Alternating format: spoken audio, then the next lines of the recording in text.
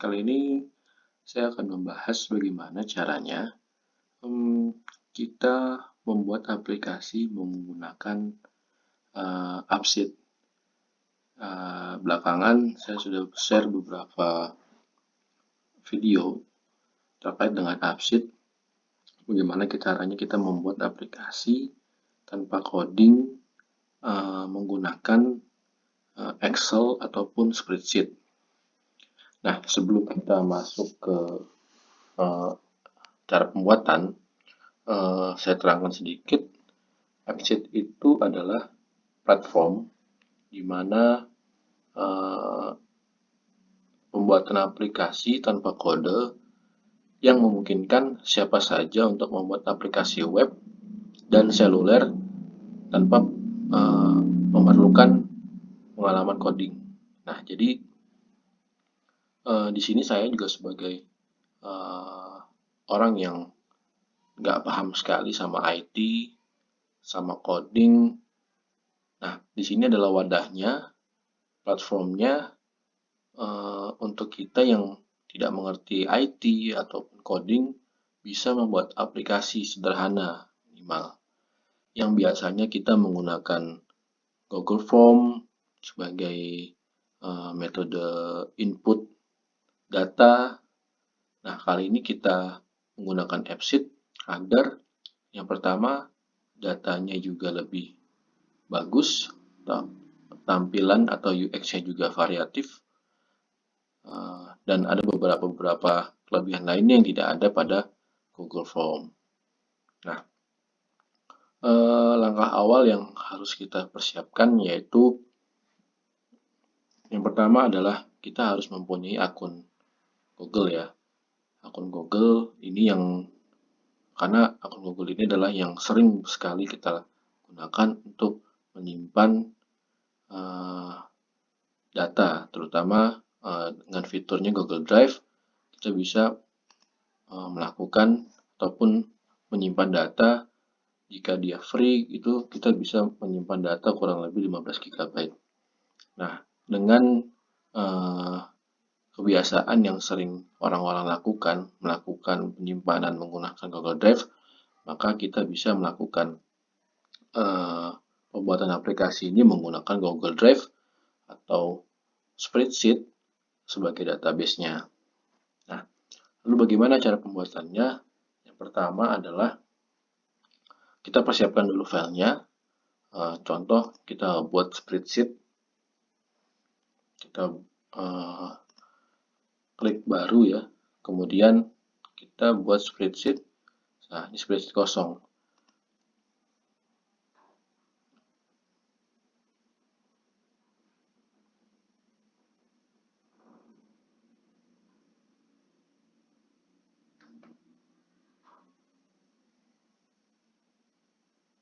Nah, kita juga bisa, misalkan kita punya file Excel sebelumnya yang sudah ada format datanya, format tabelnya, itu juga bisa kita gunakan sebagai database pembuatan aplikasi AppSheet dengan cara kita mengimportnya ke Google Drive. Kita bisa tarik filenya dari komputer kita ataupun kita upload. Nah, untuk kali ini kita buat spreadsheet baru saja. Nah, ini kita bisa rubah, kita rename, kita rubah menjadi data. Nah, kemudian kita buat database tabelnya itu adalah tabel yang sifatnya standar. Jadi baris pertama itu dia digunakan sebagai judul kolom ya, dan baris kedua dan seterusnya untuk baris data. Karena kalau tidak seperti itu nanti tidak bisa terbaca di AppSheet-nya. Jadi minimal di sini kita buat ID misalkan kolom pertama ID. Nah, terus misalkan nama, misalkan alamat, terus kelas, jenis kelamin,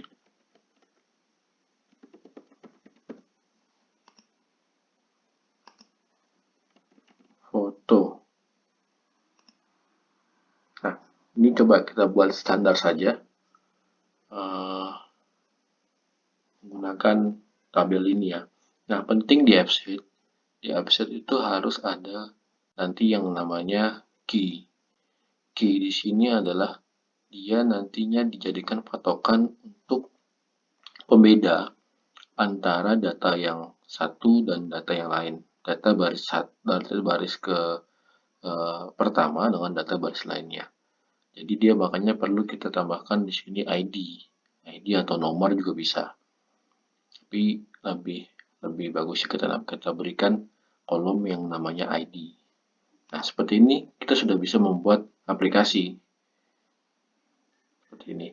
Nah, lalu bagaimana caranya kita mau masukkan data spreadsheet ini ke AppSheet? Oh iya, sebelum kita masuk ke data, kita rubah dulu namanya. Kita buat contoh app. Nah, kita beri nama untuk spreadsheet-nya contoh app. Nah, kemudian kita masuk ke AppSheet. Kita klik saja appsheet.com. Nah, kemudian kita login.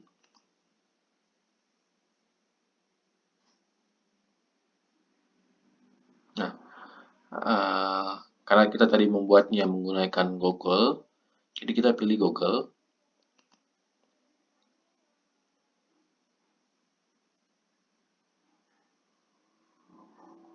Nah, ini kita pilih tutorial ya.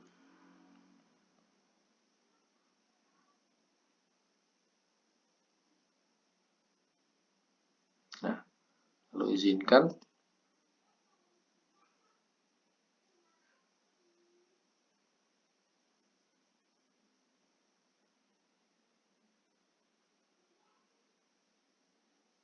Nah, di sini tampilannya karena masih kosong, jadi kita harus membuat aplikasi baru karena memang kita belum pernah membuatnya sama sekali. Nah, lalu kita klik New App. Nah, kita bisa memilih beberapa pilihan ya. Nah, kali ini kita pilih menggunakan Start with your own data. Jadi kita pilih dengan data kita sendiri. Lalu kita berikan nama untuk aplikasi kita. Misalkan kita beli contoh app. Sesuai dengan nama spreadsheet boleh atau beda juga boleh. Kategori kita pilih inspection and survey aja. Bebas kawan-kawan kalaupun mau sesuai dengan jenis aplikasi yang akan dibuat. Kemudian kita pilih choose your data. Nah, dia akan menampilkan halaman ataupun file yang ada di akun Google kita. Nah, ini tadi sudah kita buat contoh app ya. Kita pilih saja, lalu kita select.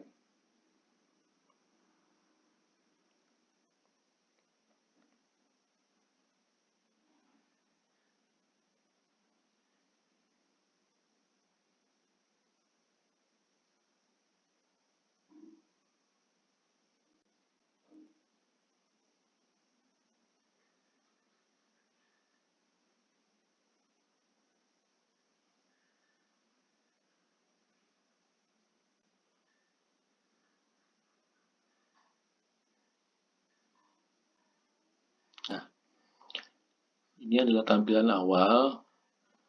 Tampilan awal ketika kita sudah berhasil membuat aplikasi di AppSheet. Nah, nanti disinilah kita yang akan kita lakukan untuk langkah-langkah men-setting aplikasinya, baik dari sisi data, baik dari sisi UX ini tampilan, terus kemudian tampilannya ada beberapa tampilan seperti kita mau menampilkan data kita dalam berupa bentuk kalender, dalam bentuk deck, table, galeri, detail, sampai dengan card. Terus ada settingan-settingan lainnya, nanti kita akan jelaskan di video selanjutnya. Kemudian di sini ada behavior juga, ada behavior. Di sini nantinya kita akan membuat action. Jadi data kita nanti bisa dinamis. Ada action-action yang bisa kita buat sehingga ada tambahan-tambahan shortcut ataupun aktivitas lain yang jika kita klik dia akan menampilkan sesuatu. Jadi nanti disinilah action. Nanti akan kita jelaskan juga. Kemudian di sini ada automation. Nah, di sini nanti kaitannya dengan bagaimana caranya data yang kita sudah buat bisa kita proses terkirim ke email, terkirim dalam bentuk notifikasi, bisa mengotomatisasi action yang sudah kita buat. Jadi di sini bisa menggenerate file, PDF segala macam nanti bisa di sini. Kemudian ada security. Security ini ada pilihan, ini ada require user sign. Maksudnya adalah kalau kita checklist, kita aktifkan. Nah, untuk user-user lain yang kita berikan atau kita share aplikasinya, dia mewajibkan login menggunakan Gmail. Nah, seperti itu. Kalau kita nonaktifkan, dia bisa masuk ke aplikasi kita tanpa harus login dengan email. Nah, kemudian login emailnya dari mana? Login emailnya adalah berdasarkan dari user. Nah, di sini berdasarkan dari user yang sudah kita tambahkan. Jadi, kalau kita ada beberapa user yang akan menggunakan aplikasi ini, kita bisa tambahkan melalui menu user ini, lalu kemudian kita masukkan alamat Gmailnya, kita add, lalu dia akan muncul di sini, dan ketika dia diaktifkan, maka dia wajib melakukan login menggunakan akun Gmail yang sudah didaftarkan tersebut. Kalau dia tidak diaktifkan require user sign-nya, maka dia bisa masuk tanpa login Gmail. Lalu apa kelebihannya? Nah, kelebihannya kita bisa memonitor siapa-siapa saja yang masuk ke aplikasi kita. Cuma kekurangannya adalah di AppSheet Free ini dia hanya dibatasi 10 user. Dia hanya dibatasi 10 user. Seperti itu. Dia dibatasi 10 user. Kalau dia melebihi dari 10 user,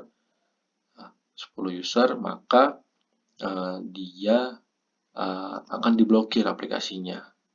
Itu. Nah, kita bisa lihat di sini di manage, terus monitor, usage statistik. Nah, di sini ada keterangannya.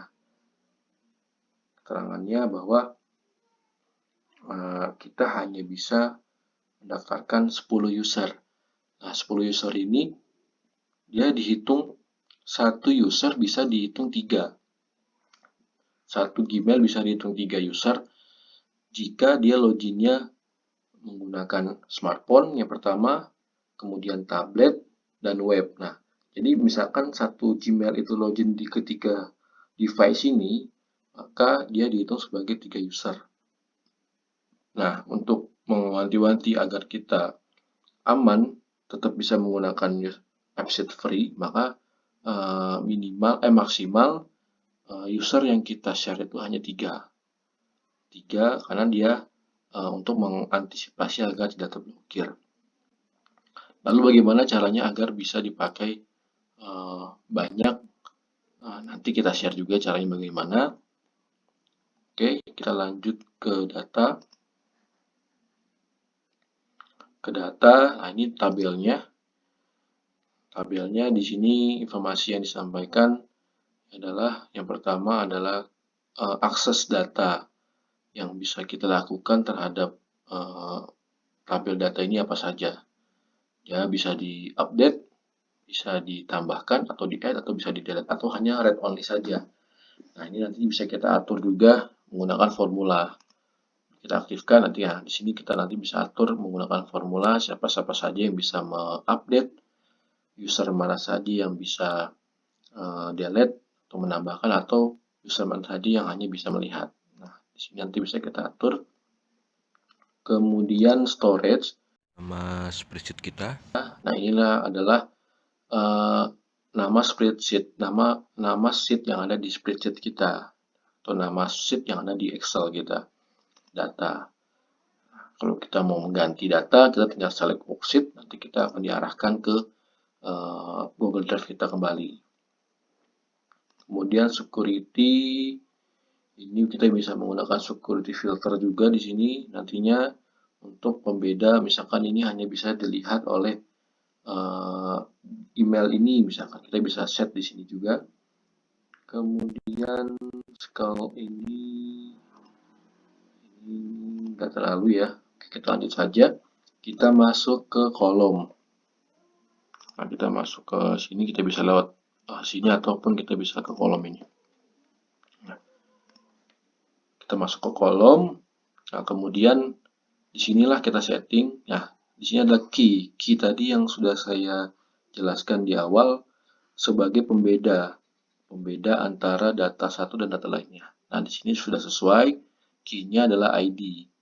Nah, ID. Nah, di sini langsung otomatis initial value-nya adalah unique ID. Maksudnya adalah saat kita input data, dia akan langsung menggenerate unique ID. Dia kombinasi antara angka dan huruf. Jadi otomatis dia akan beda setiap inputannya. Nah, inilah yang dijadikan pembeda. Nah, di sini ada beberapa keterangan. Yang pertama nama ini adalah kolom-kolom yang sudah kita buat. Kemudian tipe. Nah, tipe ini adalah kolom kita itu nanti mau tipenya seperti apa sih? Tipe datanya seperti apa? Nah, di sini ada beberapa. Di antaranya adalah ada teks, kemudian ada gambar, ada alamat, ada koordinat, kemudian ada signature, tanda tangan, nanti banyak lagi. Terus kemudian ini key, ada label, nah ini formula, kita bisa masukkan rumus-rumusnya hampir kurang lebih ya mirip-mirip dengan Excel atau spreadsheet, jadi kita pasti kalau sudah mengerti Excel ataupun spreadsheet, kita bakal familiar sama rumus-rumusnya, tidak terlalu jauh.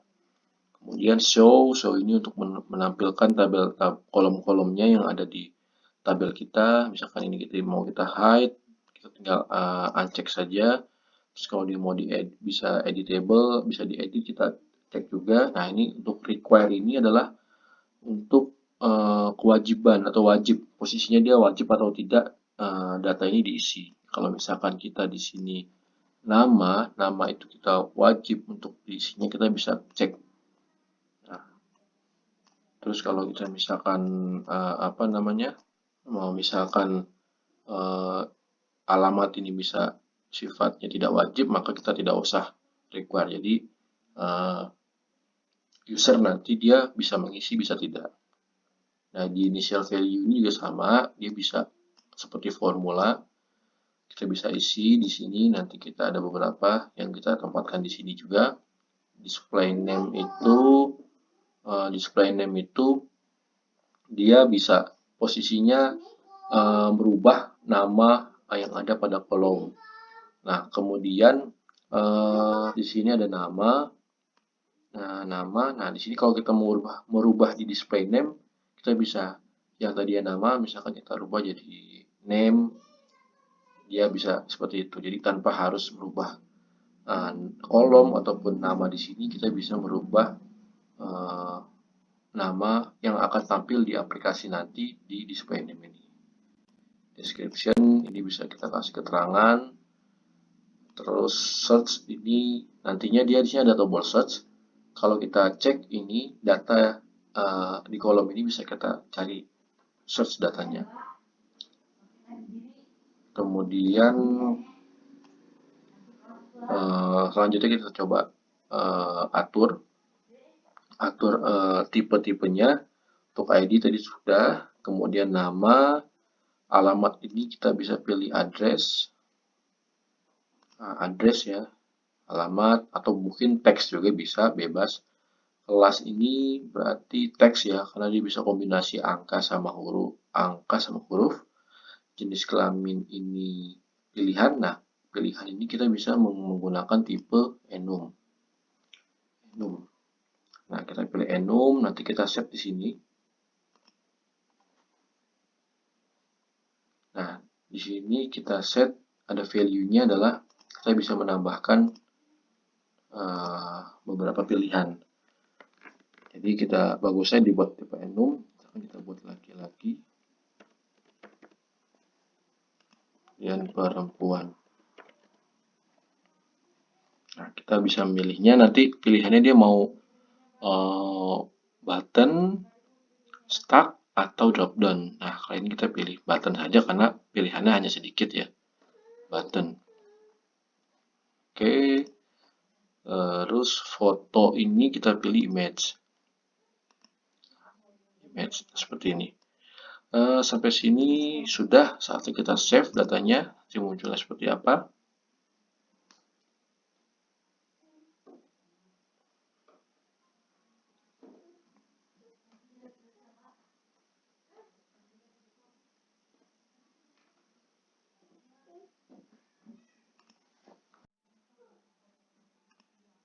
Nah, tampilan awalnya seperti ini. Di sini tampilannya kita belum set ya, ini seperti apa. Kita coba ke UX dulu. Ke UX. Kemudian, nah di sini dia masih tipe card. Untuk data awal kita pilih tabel saja. Tabel, kemudian kita save lagi.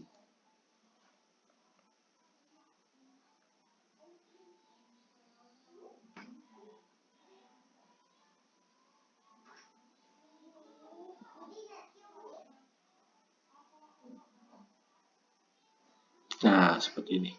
Kemudian di sini kita add untuk menambahkan data. Nah, ini ya tadi ID. ID tadi sesuai dengan initial value-nya tadi sudah kita masukkan rumus unique ID. Jadi dia otomatis menggenerate unique ID. Nah, di sini kita bisa, karena dia di sini bisa masih diedit ya. Artinya jika kita klik sini dia bisa dirubah. Nah, kita bisa rubah dia ke editable-nya, kita uncheck. Nah, seperti ini ya, dia langsung hanya bayangan saja. Jadi dia tidak bisa diedit. Nah, kita save dulu.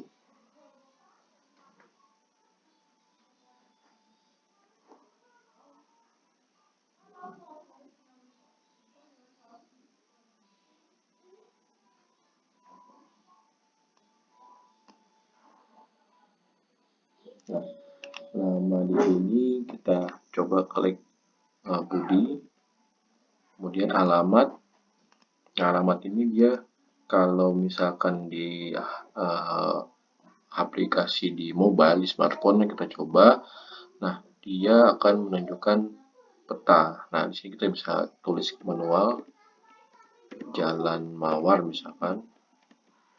Kemudian kelas kita bisa pilih misalkan dia nah dia langsung menunjukkan seperti ini ya. Nah, dia langsung menunjukkan arah seperti ini. Nah, bagusnya nanti kita klik buat jadi teks saja. Kita berubah jadi teks. Kita post. Kita Jalan Mawar misalkan. Jalan Mawar. Kelas ini kita isi kelas 3 misalkan, atau 3A bisa. Nantinya dia bisa kita buat juga seperti jenis kelamin ini untuk biar nanti menseragamkan kelasnya. Jadi nanti misalkan kita mau pengelompokan data, mau filter, itu lebih bagus jika datanya itu seragam. Nah, kali ini kita ketik manual saja 3A. Nah, terus ini jenis kelamin kita bisa pilih laki-laki atau perempuan. Karena tadi kita buat dia tipe kolomnya adalah tipe 6. Kemudian foto, nah ini kita bisa tambahkan foto. Misalkan dia mau mengklik fotonya, misalkan kita pilih, kalau dia karena kita menggunakan web, jadi dia mengambil data dari Explore.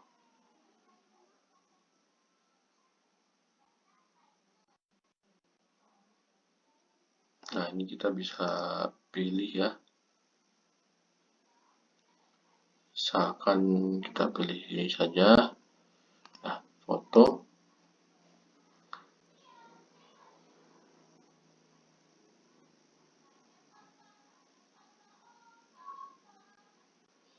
Nah, ini kemudian datanya kita save.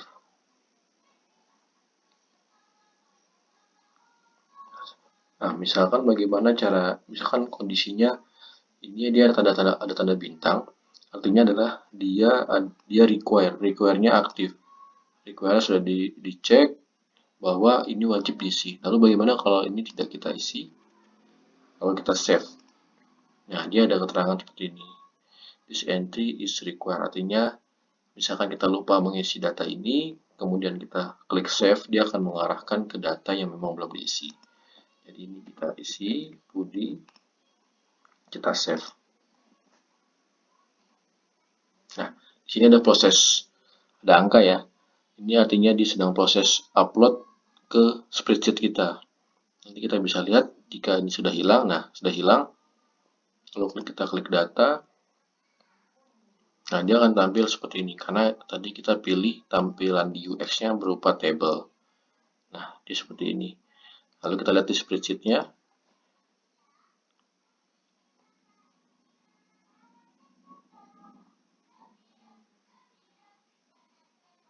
Nah, di spreadsheet-nya dia langsung masuk. Nah, ID-nya ini namanya Budi, Jalan Mawar, kelas 3A, laki-laki, dan ini fotonya. Nah, seperti itu.